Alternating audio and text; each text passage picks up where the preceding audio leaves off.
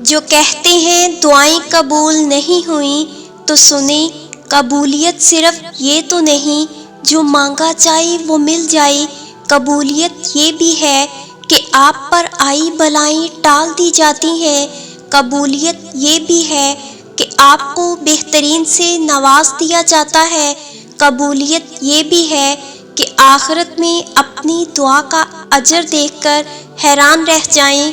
دعا کے ہزار معنی ہیں، دعا کبھی رد نہیں ہوتی۔ اب اس بات سے بہت سے لوگ اختلاف کریں گے اور کہیں گے کہ دعا ہمیشہ قبول نہیں ہوتی۔ یہاں الفاظ کا نہیں، یقین کا فرق ہے۔ ہماری ہر دعا قبول ہوتی ہے، لیکن ذریعے ہمیشہ مختلف ہوتے ہیں۔ دعا صرف کسی چیز کے ملنے کو نہیں کہتے۔ ایسا بھی ہوتا ہے کہ بعض اوقات ہماری دعا ہمیں بڑی تکلیف سے بچا لیتی ہے۔ ایسا بھی ہوتا ہے کہ کچھ دعائیں بہت دیر کے بعد ہمارے سامنے آتی ہیں۔ ایسا بھی ہوتا ہے کہ کچھ دعائیں ہم مانگتے بھی نہیں لیکن ہمیں وہ چیز مل جاتی ہے۔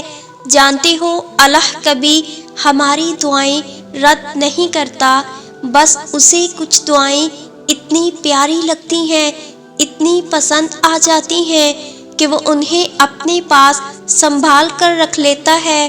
اور مجھے تو اس دعا کی قبولیت کی غرض ہی نہیں جو وہ اپنے پاس سنبھال کر رکھی ہے، کیونکہ جس چیز کو سنبھال کر رکھ لیتا ہے اسے کوئی نقصان نہیں پہنچا سکتا۔ اس لیے بس دعائیں مانگتے رہو اور اس پہ یقین رکھو۔ دعائیں ہماری زندگی پر کیسے اثر انداز ہوتی ہیں آپ اس کا اندازہ بھی نہیں لگا سکتے۔ اس دنیا میں اگر کوئی طاقتور چیز ہے تو وہ دعا ہے۔ کچھ دعائیں پلک جھپکتے قبول ہو جاتی ہیں اور کچھ خاص دعائیں صدیاں لے جاتی ہیں۔ جانتے ہو ایسا کیوں؟ کیونکہ وہ چھوٹی دعائیں بڑی اور خاص دعاؤں کی قبولیت کے یقین کے لیے ہوتی ہیں۔ وہ دعائیں ہمارا یقین بڑھاتی ہیں، وہ یقین جو ہمیں اللہ کے قریب کرتا ہے، اللہ کی پہچان کرواتا ہے۔ کچھ خاص دعائیں ہوتی ہی اللہ کے قریب ہونے کے لیے ہیں، اور جب انسان اللہ کے قریب ہو جاتا ہے تو وہ دعائیں اپنے آپ قبولیت کا رنگ اختیار کر لیتی ہیں۔ یہ ہمارے رب کی محبت ہے کہ وہ ہمیں ہر طرح سے اپنے قریب لاتا ہے۔ کبھی راہ چلتے کسی بھیک مانگنے والے فقیر کو غور سے دیکھا ہے؟ کیسے وہ ہر آتے جاتے انسان کے سامنے خیرات کے لیے ہاتھ پھیلاتا ہے، کتنی منتیں کرتا ہے، کتنے واسطے دیتا ہے، کیسے اپنی کمزوریاں بیان کرتا ہے، روتا ہے، گڑ گڑاتا ہے، بلکہ پیچھے ہی پڑ جاتا ہے تو سامنے والا کچھ نہ کچھ اس کے کشکول میں ڈال ہی دیتا ہے۔ یہی تو ادا ہے مانگنے والے کی کہ جس سے دینے والے کا دل پس جائے۔ ہاں، بالکل ایسے ہی اپنے رب سے مانگا کرو، عاجزی سے، محبت سے، روتے ہوئے، گڑ گڑاتے ہوئے، اپنی کمزوریاں بتاتے ہوئے، اس کی تعریف بیان کرتے ہوئے مسلسل مانگتے رہو۔ جانے کب کون سی ادا اس پاک ذات کو پسند آ جائے اور وہ کن فرما دے۔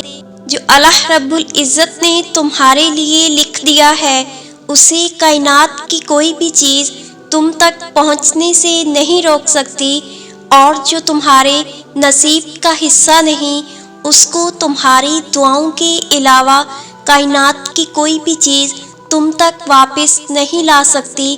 تم سوچتے ہو سارے راستے بند ہو گئے ہیں، مگر تم یہ نہیں جانتے کہ تمہاری دعائیں نیا راستہ بنا سکتی ہیں۔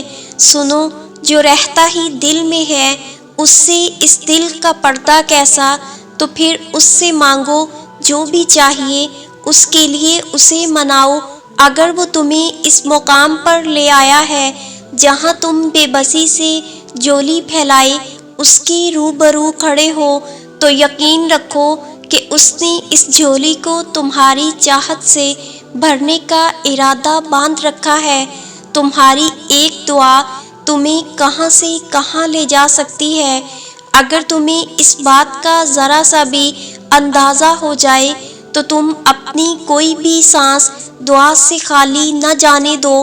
وہ دعائیں کبھی بھی رد نہیں کی جاتی، بس دعاؤں کی قبولیت کا وقت مختلف ہوتا ہے۔ تو تمہیں صبر کرنا ہے اس وقت کے آنے تک، اور یقین رکھنا ہے کہ جو بھی آئے گا تمہارے حق میں بہترین بن کر آئے گا۔